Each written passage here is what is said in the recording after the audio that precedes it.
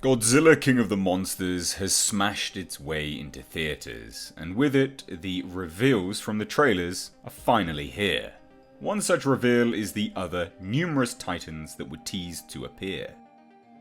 Although they had limited screen time, this opens up and expands the lore of the Monsterverse just that bit further, and today I want to explore the titan known as Behemoth, or also dubbed Titanus Behemoth, which was perhaps the most prominently featured original Monsterverse Titan in the latest film. Titanus Behemoth. As the movie is looking to build off of real-world legends, religions, and folklore, the Behemoth name is likely a reference point to the biblical title. A behemoth is a giant land animal, which, more often than not, is interpreted as a mammoth, which was a creation by the Christian god as a display of power, and coincidentally the counterpart to Leviathan. We can see Titanus Behemoth is modelled closely off of a woolly mammoth, which gives more relevance to the aforementioned theory on the name, and indeed this titan stemming from Christian religion. The other, and equally as likely explanation, is the name Behemoth literally just means huge, monstrous creature, which again, Titanus Behemoth certainly is one of those. Now, although he featured to a limited degree in the movie, Titanus Behemoth is actually expanded upon further in the movie's official novelization, which explains that actually the Titan is known by another name, Mapingari, which incidentally is an ape-like sloth-styled Bigfoot cryptid from South American folklore. The creature in folklore is somewhat different from the Monsterverse depiction though, as the South American tale talks of a creature with one eye and a second mouth inside its stomach. However, in the novelization, this is what the indigenous people have called Mapingari. It's implied heavily that all sightings of this said creature are in fact sightings of Behemoth. In the novelization, we get a sense of the age to this creature. A Dr. Singh states how this titan has been here for over 12,000 years. Well over, in fact. As mentioned, the Titanus Behemoth resembles more a ground sloth crossed with a woolly mammoth. Interestingly enough, the novelization proves that Behemoth can in fact walk on his hind legs, bipedally, as it is in fact the only way he can use his claws, and he proceeds to do so when he is attacked by soldiers in Outpost 58. Behemoth has large tusks, similar to that of a mammoth. However, much like a sloth, or even a gorilla, Behemoth walks long distances by utilising a quadrupedal stance and walking on his knuckles. The body of the Titan is covered in a thick, light brown fur, which creates a dense blanket that repels most traditional firepower, and the fur itself, in a strange turn, is in fact fireproof, which makes for a formidable foe and highly durable one at that. If you are enjoying this explanation, please do hit that subscribe button and also give this video a like. Now moving on, the head of Behemoth is very reminiscent to that of a mammoth, however, lacking the traditional trunk of the elephants and mammoths that we know so well. Running down his spine, we see small, flat spines, almost spikes. Whether this is part of his spine isn't clear, and it could be that they are an evolutionary product meant to protect the creature's backbone due to his relative slow-paced movements in a quadrupedal fashion. Although facially he resembles a mammoth, the arms of this beast are where we draw the comparison to a sloth. They are long, incredibly long forelimbs, and they end in large, broad fingers, each with their own large claw.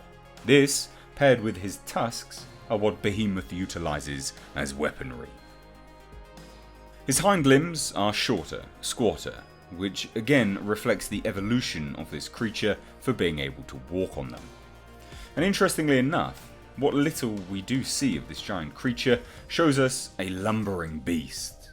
However, he is capable of short bursts of extreme speed and power, capable of demolishing buildings and flattening cities.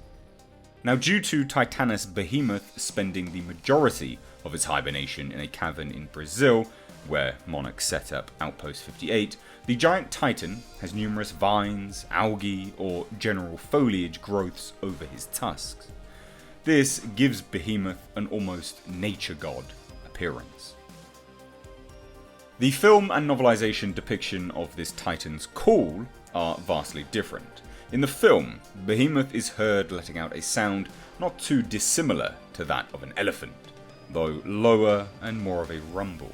However, in the novelization, Behemoth is heard roaring, a notable difference, but this could also be explained by the fact that in the movie, the noise Behemoth makes is when he is submitting to Godzilla, whereas in the novelization, Behemoth is heard roaring prior to attacking soldiers, which would account for the drastic difference in tone and noise. One is a clear sign of submission, and the other is an offensive display of dominance, power, and it is meant to intimidate.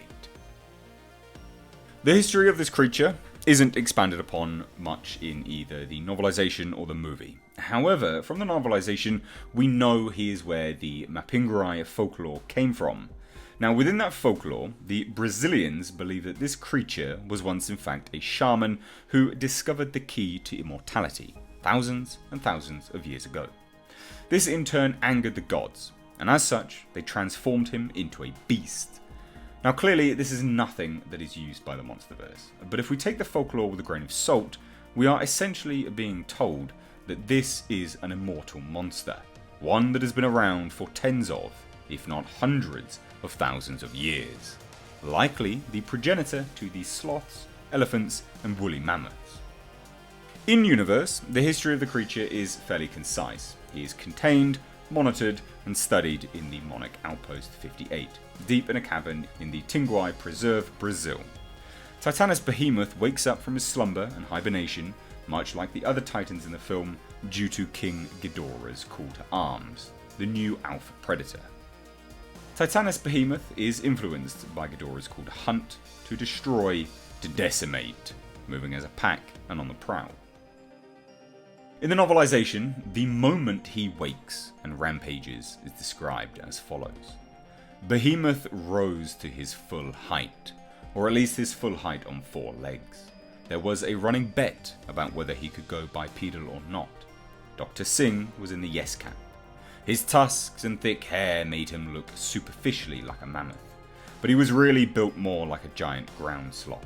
His forelimbs were longer than the back, and he rested on the knuckles of hands or paws with thick, sharp claws. The only way he could use those claws was to stand up on his stubbier hind limbs. Behemoth leaned back, and his forelimbs came up from the floor. His tusks dug into the ceiling, and the entire cave shook. He swatted the soldiers shooting at him with his claws, and it looked almost funny from this distance, like he was knocking over toy soldiers. Behemoth saw blue-white flame firing at him. He rose up in an area of the cave where the ceiling was higher. He was nearly at his full standing height, his face meters from Dr. Singh. When his tusks smashed into the ceiling, huge chunks of stone tore loose, followed by a tremendous explosion of napalm. Behemoth turned back towards the cave entrance, covered in flame, but the fire seemed to find no purchase on his fur, and it quickly burned out. He didn't look hurt at all.